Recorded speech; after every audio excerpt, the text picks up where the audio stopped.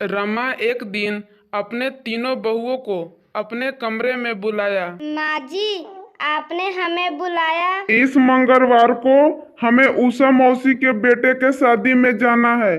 तुम लोग वहाँ पहली बार जा रही हो, इसीलिए मैंने सोचा कि मैं अपना कुछ जेवर तुम लोगों को दे दूं, तुम लोगों को पहनने के लिए। अरे वाह माँ जी, आपके पास तो बहुत अच्छा कलेक्शन है गहने का। हाँ, अब यह सब तुम सब लोग ही पहनो। अब यह सफेद बाल पर अच्छे थोड़ी न लगेंगे। ये ले बहू, तुम तीनों के लिए। तीनों बहुएं अपने अपने डब्बे खोलती हैं तो उन्हें बहुत ही सुंदर सुंदर हार के सेट मिलता है। वह तीनों खुश हो जाती है। ये तो बहुत बहुत सुंदर है माँ जी, आपको बहुत बहुत धन्यवाद। बस अब तुम तीनों इसे बहुत अच्छे से संभाल कर रखना। हाँ जी माँ जी। तभी दूसरी बहू की नजर एक और डब्बे पर पड़ती है जो बाकी डब्बों से दूर रखा था। माँ जी, उस डब्बे में क्या है? ये डब्बा, ये तो बहू मेरी सास मुझे दी थी, वो हार है। आपकी सासू माँ? तब तो ये मम्मी जी, ये हार बहुत कीमती होगा। हाँ बहू, है तो ठहरो मैं दिखाती हूँ। रमा अपने सासू माँ का दिया हुआ डब्बा खोलती है और तीनों बहुओं की नजर उस हार से हटती ही नहीं। उन्होंने अपने हाथों में पकड़ी हुई हार उस हार के सामने फीके लगने लगते हैं। ये कितना सुंदर हार है। हाँ, जरा हार का कलर तो देखो।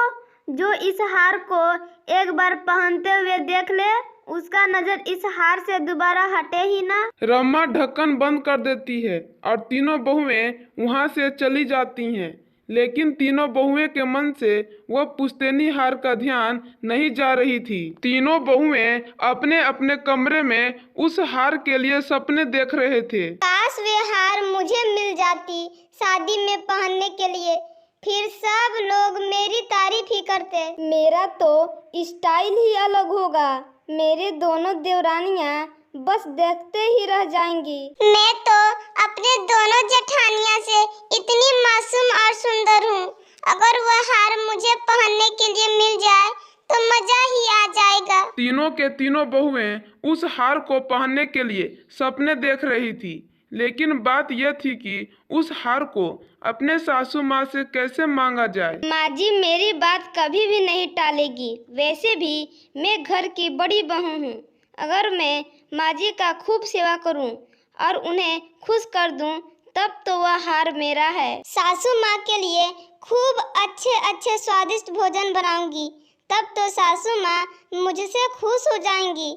तब तो मैं उनसे वह हार मांग सकती हूँ। जब अगली सुबह रमा कमरे से बाहर आती है तो देखती है कि घर पहले से ज्यादा साफ है। अरे वाह, घर की इतनी सफाई, कितनी सुंदर दिख रहा है घर। अरे मम्मी जी, ये घर की सफाई मैंने की है। सुबह जल्दी उठकर घर की सफाई की, पूजा की, आरती की, पूरे घर में गंगा जल छीटी। अरे मम्मी जी, ये लीजिए प्रसाद। अति सुंदर। रमा अपनी तीसरी बहू से खुश हो जाती है। तभी पहली बहू आती है दवा लेकर। अरे मम्मी जी, ये लीजिए अपनी खाली पेट की दवाई, आप खा लीजिए, नहीं तो भूल जाएंगी। अरे हाँ बहू, मैं तो भूल ही जाती हूँ।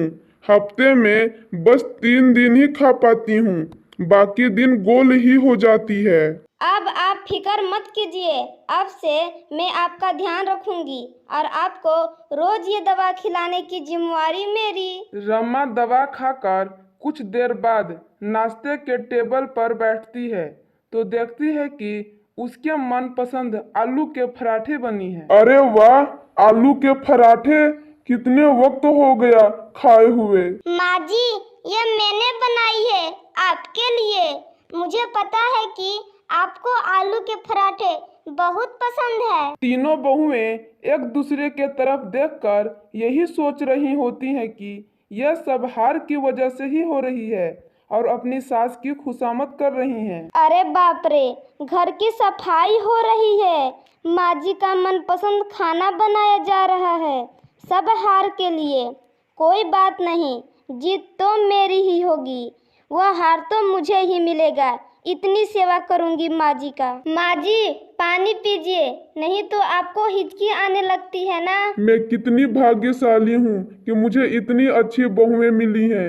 मेरी कितनी सेवा करती हैं और मेरे घर का ख्याल भी कितनी अच्छे से रख रही हैं। तीनों मुस्कुराने लगती हैं।